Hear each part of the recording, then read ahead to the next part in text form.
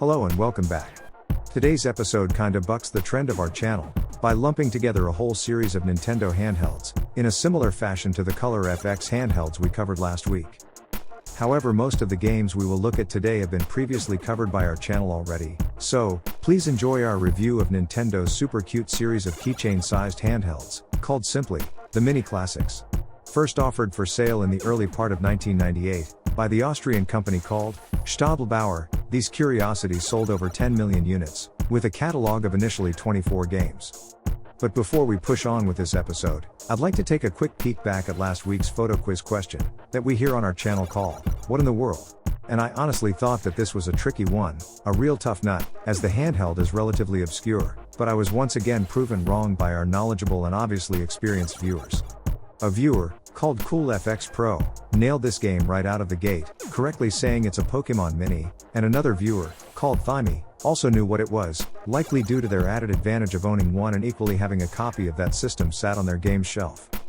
Awesome effort, and well done to everyone who tried. I'm honestly super impressed and I'm pleased you guys beat me this time.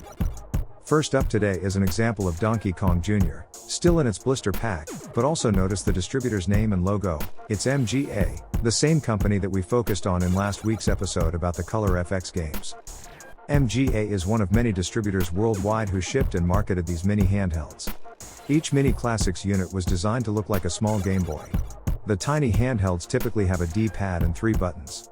A large action button was prominent, this was also used for setting the alarm, and 2 smaller buttons which were typically marked Game A and Game B but could also serve different functions depending on the actual game. A keychain is attached to the top left-hand corner but could be removed. Most units also had a stand on the back.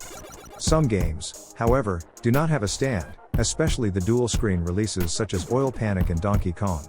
Similar to the Game & Watch, the Nintendo Mini Classics units have alarm clock features. Each unit is powered by 2 LR44 batteries, the same type of button cell batteries found in the Game & Watch series, which are packaged with the Nintendo Mini Classic. First, we have Parachute, a game we originally reviewed during episode 20, seen here in a bright blue case. Next up, the iconic game called Octopus, presented in a ocean blue translucent case, a game we first reviewed during episode 21.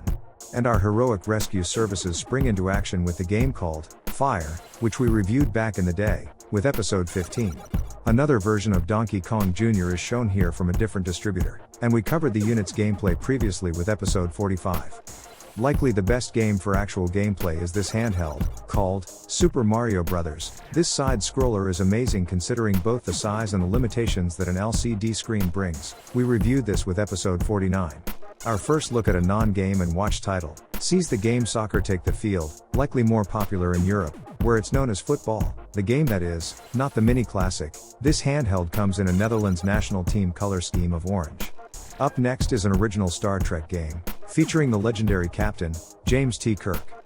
But by the time they launched these games, Star Trek The Next Generation was likely more popular, so a dual-screen version was made featuring Lieutenant Commander Worf. The following dual-screen game was much more familiar.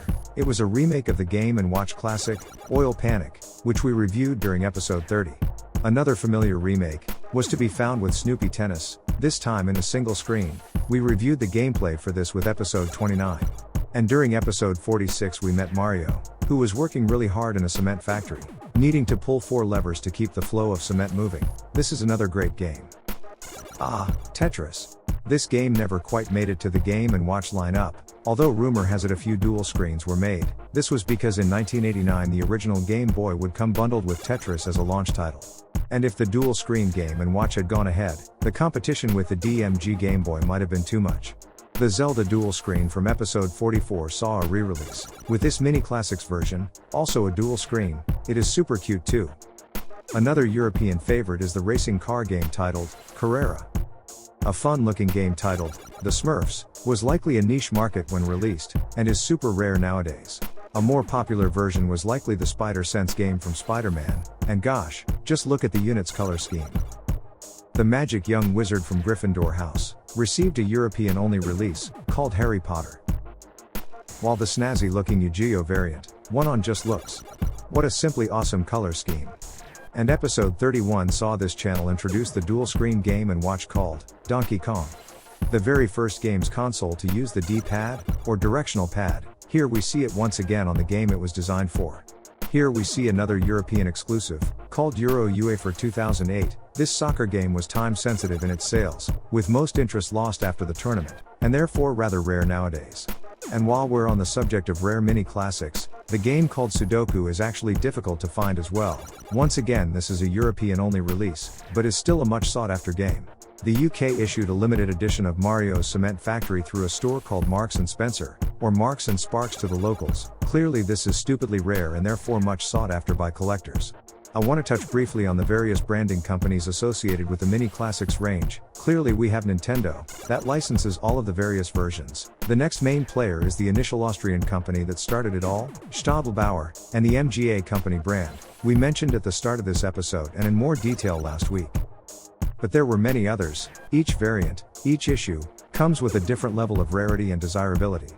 Some of the other distributors had various names and logos. The ones I know were called names like Zappies, with another more common one called Take-Two Interactive. The next I know of is called Toy Max, and there's one called Vivid Imaginations. The last one that comes to mind is the US company called Bizarrely. It's outrageous, which is sadly no longer operating.